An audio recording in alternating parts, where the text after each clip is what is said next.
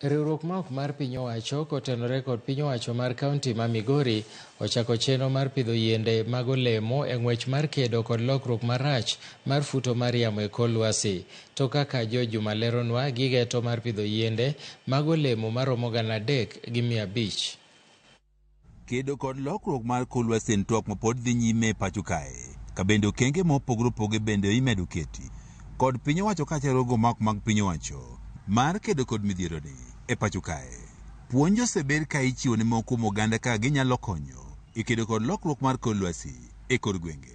Naomba tu wamama wenzangu, mkipata hii miti muende mzitunze vizuri, msiwachie mbuzi kule, mziwekee mbolea na mzilinde. Tuendelee kwa hii mwaka ili tutabenefit, watoto watakula na watasoma vizuri. Community we are here today have been empowered and have also been told on how to plant and how to take care of the fruit seedlings that have been given.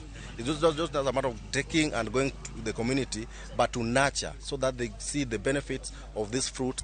Rego mok mago mag piny owacho bendo sebedo kachiwo kothe mag yiende ne oganda kaka yo achiel ma jiwo pith mar yiende men achiel kuom yore ma itiyo go kedo kod lokruok mar kor lwasi.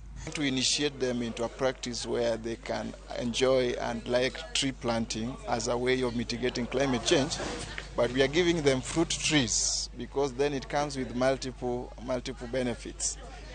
Whatever you get from a tree, on top of that, they will get fruits that collectively, if they are all successful, become part of what they can use for economic earnings. So, riwruogno mar One Vision Kenya dhi nyime kod keto chenro mopogore opogore mar kedo kod lokruok mar kor lwasi e Ward Sabich ka gichiwo kothego mag yiende mag olemo ma ka opogore kod loso alwora bende dhi konyo ganda e yudo lembe.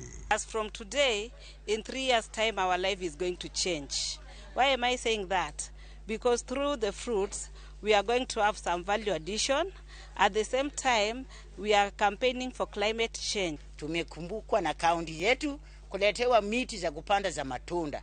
Tangu tukaa hii kaunti hatujapanda miti za matunda, na matunda ni nzuri, itazuia magonjwa kwa watoto. Jalub jatatije riwruogni mar One Vision Victor Ogindo wach ni gigeto ahinya joma mine e bwo chendoni mar kedo kod lokruok mar kor lwasi. This program is targeting the women so that they get empowered by having these fruit trees where economically after a period of 3 years the mangoes and the avocados shall have given fruit that can be sold and they get the direct income. And again, on issues of climate change, so we are targeting to plant over 3,500 the fruit seedlings, and we are targeting also the 300 households. So this program is going to enrich our communities to improve on the environment. Director Migano mochune kedo kod lokruok mar kor lwasi e kaunti ma Migori Linus Origa okono gande kaunti ma Migori mondo koro ti machiegni kod piny owacho korego mok mago mag piny owacho mondo gikedi kod lokruok mar kor lwasi. we are doing what we call school greening program, where we have procured through a funded project called Floka some seedlings that we will be distributing and initiating tree planting in schools.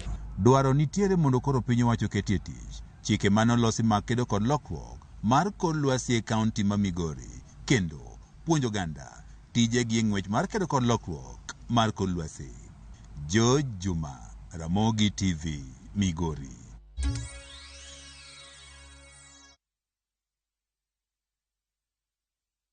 Are you ready to turn your Skiza tunes into cash? Dial *487 *3